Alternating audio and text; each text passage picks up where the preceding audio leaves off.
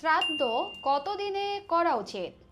11 দিনে, 13 দিনে, 16 দিনে নাকি 30 দিনে? সনাতন শাস্ত্রে শ্রাদ্ধ প্রসঙ্গে কি বলা হয়েছে? শ্রাদ্ধ না করলে কি হয়?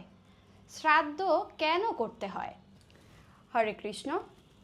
আমরা সনাতন ধর্মকে যতই একজোট করতে চেষ্টা করি না কেন, যখনই পরিবারের কেউ মারা যান এবং যখন সেই ব্যক্তি শ্রাদ্ধ করার প্রসঙ্গ আসে, তখনই শুরু হয় আমাদের 13 দিনে, তোমাদের 16 দিনে এবং তাদের 30 দিনে শ্রাদ্ধ। আবার কেউ কেউ তো শাস্ত্র প্রমাণ খুলে দেখিয়ে দেন যে ব্রাহ্মণের 11 দিনে, ক্ষত্রিয়র 12 দিনে, বৈশ্যর 16 দিনে এবং শূদ্রর 30 দিনে। প্রকৃতপক্ষে এই শ্রাদ্ধের প্রসঙ্গগুলোই আমাদের চোখে আঙুল দিয়ে দেখিয়ে দেয় যে আমরা বিভিন্ন ভাগে বিভক্ত, অথচ শাস্ত্রের মধ্যে সুন্দর সমাধান রয়েছে। শুধুমাত্র সঠিক শাস্ত্রজ্ঞানের অভাবে আমরা আমাদের পরিবারের সদস্যদের যেভাবে শ্রাদ্ধ অনুষ্ঠান করছি, তার মাধ্যমে তারা নরকগামী হচ্ছে। সুপ্রিয় ভক্তবৃন্দ, আজকের এই ভিডিওতে আমরা এই শ্রাদ্ধ বিষয়ক সকল কিছু আলোচনা করব। তাই ভিডিওটি শেষ পর্যন্ত দেখুন এবং আশা করছি এই ভিডিওর মাধ্যমে আপনাদের অনেক উপকার হবে। শ্রাদ্ধ কাকে বলে? বৈষ্ণবীয় তন্ত্রসার অনুসারে শ্রৎসত্তম দধাতি জয়া সা শ্রদ্ধা, শ্রদ্ধায়া ক্রিয়তে যৎ তৎশ্রাদ্ধম। অর্থাৎ যে কর্মানুষ্ঠান দ্বারা নিত্য বস্তু লাভ করা যায় তাকে বলে শ্রদ্ধা। শ্রদ্ধাপূর্বক পরলোকে কৃতকর্ম সম্পাদনই হচ্ছে শ্রাদ্ধ। শ্রাদ্ধের প্রকারভেদ: গরুড় পুরাণ, পদ্ম পুরাণ, মৎস্য পুরাণ এবং বরাহ পুরাণাদি সহ বৈদিক শাস্ত্রে মোট 12 প্রকার শ্রাদ্ধের কথা বলা হয়েছে। নিত্য শ্রাদ্ধ, নৈমিত্তিক শ্রাদ্ধ, কাম্য শ্রাদ্ধ, বৃদ্ধি শ্রাদ্ধ, তারপর হচ্ছে স্বপিণ্ডীকরণ শ্রাদ্ধ, পার্বণ শ্রাদ্ধ, গোষ্ঠী শ্রাদ্ধ, শ্রদ্ধার্থ শ্রাদ্ধ, তারপর হচ্ছে কর্মাঙ্গ শ্রাদ্ধ, বৈদিক শ্রাদ্ধ, পুষ্টি শ্রাদ্ধ এবং তীর্থ শ্রাদ্ধ। এই হচ্ছে 12 প্রকারের শ্রাদ্ধ। আমরা যে শ্রাদ্ধ অনুষ্ঠান করি তাকে বলা হয় স্বপিণ্ডীকরণ শ্রাদ্ধ। তো স্বপিণ্ডীকরণ শ্রাদ্ধ কি? পিতৃপুরুষের দেয়া অন্নকে বলা হয় পিণ্ড। তাই পিতৃপুরুষের সাথে পিণ্ড গ্রহণকারী অন্যান্য মৃত ব্যক্তির উদ্দেশ্যে পিণ্ড দেওয়া হয়, সেই পিণ্ড প্রদানকারী অনুষ্ঠানকে বলা হয় স্বপিণ্ডীকরণ। তো স্বপিণ্ড আসলে কি?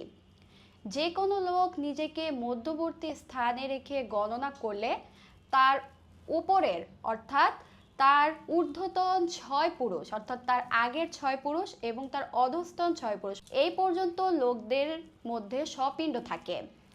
ওই লোকগুলি হচ্ছে ওই মধ্যবর্তী লোকের স্বপিণ্ড। এখন মূল পর্বে আসা যাক। সকল বর্ণের সনাতনী ধর্মীয়রা কতদিনে শ্রাদ্ধ করবেন? সকল সমস্যার সূত্রপাত হচ্ছে এইখানে। মনু সংহিতা গ্রন্থের 5 অধ্যায়ের 83 নম্বর শ্লোকে উল্লেখ করা আছে, কেউ মারা গেলে কতদিনে শ্রাদ্ধ করবেন বা কতদিনে শুদ্ধ হবেন সেই বিষয়ে বিবরণ প্রদান করা হয়েছে। তা হচ্ছে ব্রাহ্মণ 10 দিনে, ক্ষত্রিয় 12 দিনে, বৈশ্য 15 দিনে এবং শূদ্র 30 দিনে শুদ্ধ হবেন। আবার ঋষি শাতাতোপ বলেছেন ক্ষত্রিয় 11 দিনে, বৈশ্য 12 দিনে এবং শূদ্র 20 দিনে শুদ্ধ হবেন। ঋষি বশিষ্ঠ বলেছেন ক্ষত্রিয় 15 দিনে এবং বৈশ্য 20 দিনে শুদ্ধ হবেন। অন্যদিকে অঙ্গিরা ঋষি আবার বলেছেন ব্রাহ্মণ, ক্ষত্রিয়, বৈশ্য, শূদ্র সকল বর্ণই 10 দিনে অশুচিয়ান্তে শুচি হবেন। ঋষি বোধায়নও বলেছেন ক্ষত্রিয়, বৈশ্য, শূদ্র তারা হচ্ছে বিপ্রগণের বান্ধব, তাদের অশৌচ সেই বিপ্রের মতো, অর্থাৎ 10 দিনে তারা শুদ্ধ হবেন। আমরা দেখতে পেলাম যে ভিন্ন ভিন্ন জন ভিন্ন ভিন্ন বিধান প্রদান করেছেন। সহজেই বোধগম্য যে আমাদের পক্ষে এই সকল বিধান একসঙ্গে পালন করা সম্ভব নয়। মৎস্য পুরাণের 18 অধ্যায়ের 6 নং শ্লোকে বলা হয়েছে মৃত ব্যক্তি 12 দিন যাবৎ তার নিজ গৃহেই অবস্থান করেন, জমালয়ে নীত হন না। সেই ব্যক্তি 12 দিন পর্যন্ত তার গৃহ, পুত্র, কন্যাদিকে দেখতে পায়। গরুড় পুরাণে বলা হয়েছে যে 13 দিনে গরুর কর্তৃক গৃহীত সর্পের ন্যায় সেই জীবকে বন্দি করে যম কিঙ্করেরা যমালয়ে নিয়ে যায়। গৃহ, পুত্র, কন্যা, আত্মীয় পরিজন কেউই তাহার সাথে যায় না। তাহলে সুস্পষ্টভাবে এই সিদ্ধান্তে উপনীত হওয়া যায় 11 দিনে শ্রাদ্ধ করা উচিত। চলুন দেখে আসি ভগবান শ্রীকৃষ্ণ স্বয়ং এই বিষয়ে কি বলেছেন। গরুড় পুরাণে ভগবান শ্রীকৃষ্ণ স্বয়ং বলেছেন, যারা নিপুণভাবে শুদ্ধির ইচ্ছা করেন তারা স্বপিণ্ডের মৃত্যুর 10 দিন অশৌচ পালন করবেন এবং পুত্রাদি জনেও 10 দিন অশৌচ পালন করবেন। আশ্চর্যজনকভাবে ঋষি মনুও ভগবানের কর্তৃক প্রদেয় বিধানকে মনু সংহিতা গ্রন্থের 5 অধ্যায়ের 59 নং শ্লোকে বলেছেন, স্বপিণ্ডের মৃত্যু হলে 10 দিন অশৌচ পালন করবে। যেহেতু ভগবানের বাক্যই একমাত্র প্রমাণ, তাই একমাত্র সিদ্ধান্ত সকল বর্ণের জন্য 10 দিন অশৌচ পালন করতে হবে।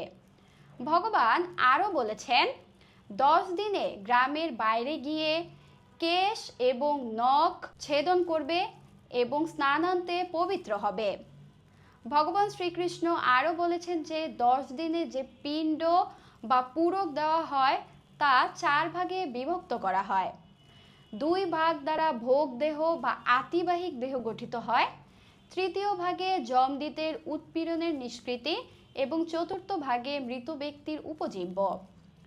গরুড় পুরাণে আরও বলা হয়েছে যে মৃত্যুর পর 10 দিনের পিণ্ডদানের যে বিবরণ দেওয়া হয়েছে তা হলো পিণ্ডদানের দিন, অর্থাৎ প্রথম দিন মস্তক, দ্বিতীয় দিন চক্ষু, নাসিকা এবং কর্ণ, তৃতীয় দিন হচ্ছে কণ্ঠ, 2 বাহু এবং বক্ষ, চতুর্থ দিন হচ্ছে নাভি, লিঙ্গ এবং গুহ্যদেশ, পঞ্চম দিন হচ্ছে জানু, জঙ্ঘা এবং পদদ্বয়, ষষ্ঠ দিন হচ্ছে সমস্ত মর্মস্থান, সপ্তম দিন হচ্ছে দেহের নাড়ি, অষ্টম দিন হচ্ছে দন্ত ও লোম, নবম দিন হচ্ছে বীর্য, শক্তি, সামর্থ্য এবং দশম দিনে দেহের পূর্ণতা প্রাপ্ত হয়ে সেই আত্মার ক্ষুধা পায় এবং দ্বার প্রান্তে এসে উপস্থিত হয় এবং 11 ও 12তম দিনে ভগবান তাকে খাবার দেওয়া বা শ্রাদ্ধের বিষয়ে অনুমোদন করেছেন।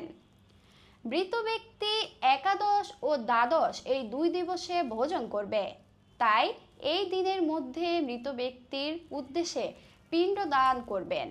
বরাহ পুরাণে বলা হয়েছে যে মনুষ্যগণের মধ্যে শূদ্র, বৈশ্য, ক্ষত্রিয় এবং ব্রাহ্মণ এই 4 বর্ণেরই পিণ্ডদান বিধি একরূপ। কি কি দ্রব্যাদি দ্বারা পিণ্ডদান করতে হবে ভগবান তাও বলেছেন। শালি, টন্ডুল, তারপরে হচ্ছে শক্ত বা শাক দ্বারা পিণ্ডদান করতে হবে। পিতৃপুরুষদের প্রীতির নিমিত্তে অন্ন, জল, পয়, মূল এবং ফল নিবেদন পূর্বক শ্রাদ্ধ করতে হবে।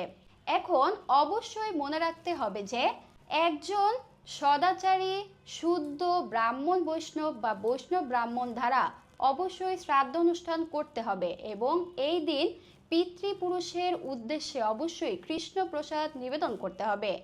কোনোভাবেই মাছ মাংস নিবেদন করা যাবে না, এতে তাদের প্রেতযোনি ও নরকে অধঃপতিত হওয়ার সম্ভাবনা রয়েছে। পরিশেষে বলা যায় যে 11তম দিনে শ্রাদ্ধ করতে হবে। 11তম দিবসে যদি কোনো বিষ্ণু তিথি অর্থাৎ একাদশী তিথি উপস্থিত হয় তখন দ্বাদশতম দিনে অর্থাৎ 12তম দিনে শ্রাদ্ধানুষ্ঠান করতে হবে। সুপ্রিয় ভক্তবৃন্দ, এতক্ষণ আপনারা শ্রবণ করলেন যে আমাদের শ্রাদ্ধ কত দিনে করা উচিত। আশা করি শ্রাদ্ধ বিষয়ক আপনাদের সকল দ্বিধাদ্বন্দ্ব দূর হয়েছে। যদি এই বিষয়ে আপনাদের কোনো প্রশ্ন থাকে তাহলে করতে পারেন। হরে কৃষ্ণ।